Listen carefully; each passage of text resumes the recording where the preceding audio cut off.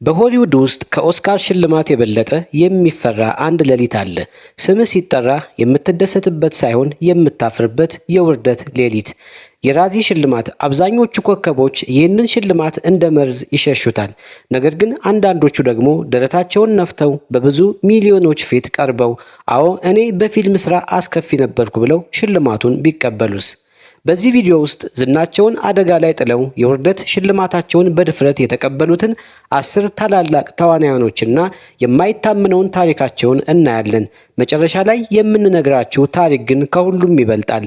ከዚህ በፊት ግን ራዚ ምንድነው እና ሽልማቱ መቼና የት ተጀመረ የሚሉትን ጥያቄዎች መልስ እንስጣቸው። ከታላቁ የኦስካር ሽልማት ጀርባ የሆሊውድን ሌላኛውን ገጽታ የሚያሳይ አንድ የተለየ አዝናኝ መድረክ አለ። የራዚ ሽልማት ዘራዚ አዋርድስ በመባል የሚታወቀው ይህ መድረክ ሽልማት የሚሰጠው ለስኬታማ ስራዎች ሳይሆን በአመቱ ውስጥ ለተሰሩ እጅግ አስከፊ ፊልሞች፣ ለደከሙ ተዋናዮችና ለመጥፎ ዳይሬክተሮች ነው። በቀልድና በስላቅ የታጀበው የዚህ ሽልማት አጀማመር ታሪክ ከሽልማቱ ራሱ አጀማመሩ አዝናኝ ነው። ታሪኩ የሚጀምረው ጆን ጄቢ ዊልሰን በተባለ አሜሪካዊ የማስታወቂያ ባለሙያና የፊልም አፍቃሪ ነው። እንደ አውሮፓውያን አቆጣጠር በ1980 አንድ ምሽት ላይ ዊልሰን ካንት ስቶፕ ደ ሚውዚክ እና ዛናዱ የተሰኙ ሁለት ፊልሞችን በተከታታይ ይመለከታል። ፊልሞቹ እጅግ በጣም መጥፎ ከመሆናቸው የተነሳ ዊልሰን በቁጭት ተሞላ። ለነዚህ ፊልሞች ያወጣሁት ገንዘብ ይመለስልኝ ሲል ቢጠይቅም ጥያቄው ተቀባይነት አላገኝም። በዚህ የተበሳጨው ዊልሰን ወደ ቤቱ ሲያመራ አንድ ሐሳብ ብልጭ አለለት። እነዚህ ፊልሞች በክፉነታቸው ሊሸለሙ ይገባል። ይህንን ሐሳብ ወደ ተግባር ለመለወጥ ብዙም አልቆየም። በቀጣዩ ዓመት እንደ አውሮፓውያን አቆጣጠር መጋቢት 31 1981 የኦስካር ሽልማት በሚካሄድበት ምሽት ዊልሰን በቤቱ የራት ግብዣ አዘጋጀ። በኋላም ለጓደኞቹ በዚያ ዓመት የተመለከቷቸውን አስከፊ ፊልሞች እንዲመርጡበት የድምጽ መስጫ ወረቀት አደላቸው። በሳሎን ውስጥ ከካርቶን በተሰራ መድረክ ላይ ቆሞ ከመጥረጊያ እንጨት ጋር የተያያዘ ፎም እንደ ማይክሮፎን ተጠቅሞ የመጀመሪያዎቹን የራዚ ሽልማት አሸናፊዎች አሳወቀ። በዚያ ምሽት ካንት ስቶፕ ደ ሚውዚክ የአስከፊ ፊልም ሽልማትን ሲወስድ ሌሎችም በየዘርፉ ተሸልመዋል። በዊልሰን ሳሎን ውስጥ እንደ ቀልድ የተጀመረው ይህ ዝግጅት ባልተጠበቀ ሁኔታ የሚዲያዎችን ትኩረት ስቧል። ዊልሰን እና ጓደኛው ሞ መርፊ ዝግጅቱን በየዓመቱ ማዘጋጀታቸውን ቀጠሉ። የሆሊውድ ጋዜጠኞች ትኩረት የበለጠ ለመሳብም የሽልማት ስነ ስርዓቱን ከኦስካር አንድ ቀን ቀደም ብሎ ማካሄድ ጀመሩ። ይህም ስልት በጣም ስኬታማ ሆነ። ዝግጅቱ ከዊልሰን ሳሎን አልፎ በትልልቅ አዳራሾች መካሄድ ጀመረ። ዛሬ በመቶዎች የሚቆጠሩ የፊልም ጋዜጠኞች፣ ተቺዎችና የፊልም አፍቃሪዎች የወርቃማው እንጆሪ ፋውንዴሽን አባላት በመሆን በድምጽ መስጠቱ ይሳተፋሉ። የሽልማቱ ትርጉምና ዓላማ ራስቤሪ የሚለው ቃል በእንግሊዘኛ ባህል ውስጥ የንቀትና የፌዝ ድምጽን ለማመልከት ይጠቅማል። ሽልማቱም ይህንኑ ስሜት እንዲያንጸባርቅ ተደርጎ የተሰራ ነው። ሽልማቱ ራሱ በወርቃማ ቀለም የተነከረ በፊልም ጥቅልል ላይ የተቀመጠ የፕላስቲክ እንጆሪ ሲሆን ዋጋው $5 አይበልጥም።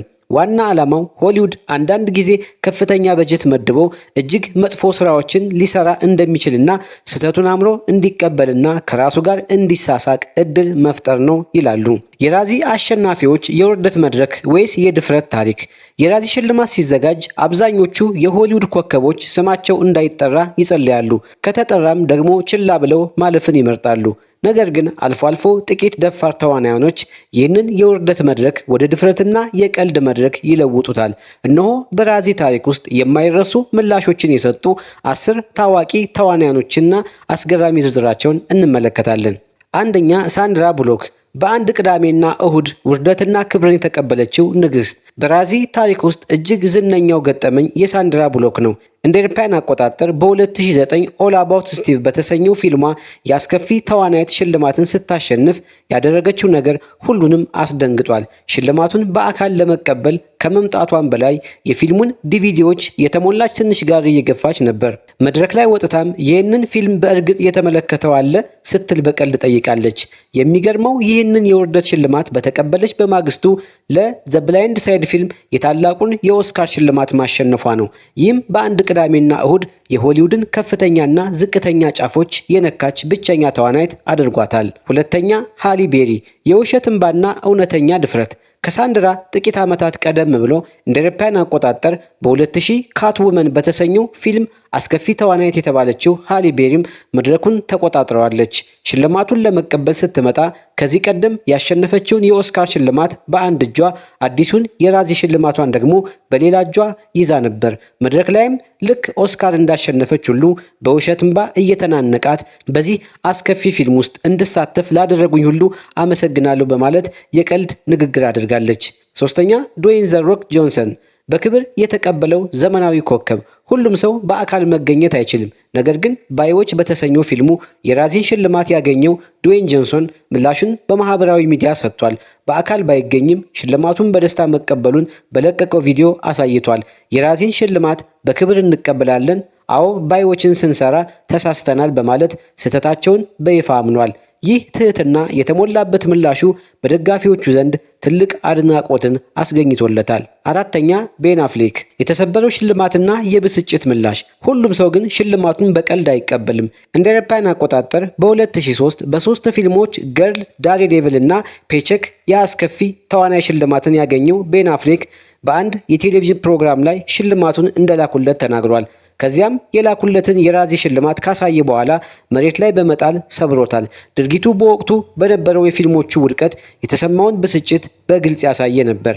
5 ቶም ግሪን የራዚን መንፈስ በእብደት ያከበረው ኮሜዲያን እንደ አውሮፓውያን አቆጣጠር በ2001 ፍሬዲ ጎት ፊንገርድ ለተሰኘው ፊልሙ አስከፊ ተዋናይና አስከፊ ዳይሬክተር የተባለውም ቶም ግሪን የራዚን እውነተኛ መንፈስ አሳይቷል። የራሱን ቀይ ምንጣፍ ይዞ በመምጣት መድረክ ላይ ወጥቶ የማያቋርጥና የሚያበሳጭ የሃርሞኒካ ድምፅ በማሰማት ታዳሚውን አስጨንቋል። 6ኛ ሲልቬስተር ስታሎን የራዚ ሽልማት ዝምተኛው ንጉስ። የራዚ ሽልማት ንጉስ በመባል የሚታወቀው ሲልቬስተር ስታሎን የክፍለ ዘመኑ አስከፊ ተዋናይ መባሉን ጨምሮ ከ10 ጊዜ በላይ አሸንፏል። ነገር ግን ይህ ሁሉ ሲሆን ስታሎን በህይወቱ አንድም ቀን ስለ ሽልማቱ በይፋ አስተያየት ሰጥቶ አያውቅም። የሱ ምላሽ ሁሌም ፍጹም ዝምታ ነው። 7 ኬቨን ኮስትነር ትችቱን በዝምታ ያለፈው ኮከብ። በዘጠናዎቹ ትልቅ ኮከብ የነበረው ኬቨን ኮስትነር በተለይ ዘ ፖስትማን በተሰኘው ፊልሙ የራዚ ኢላማ ሆኖ ነበር።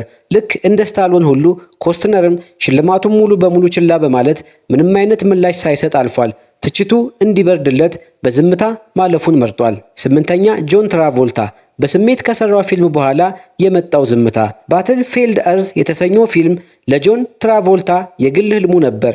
ነገር ግን ፊልሙ በታሪክ ውስጥ እጅግ ከተጠሉ ፊልሞች አንዱ በመሆን የራዚ ሽልማቶችን ሁሉ ጠራርጎ ወሰደ።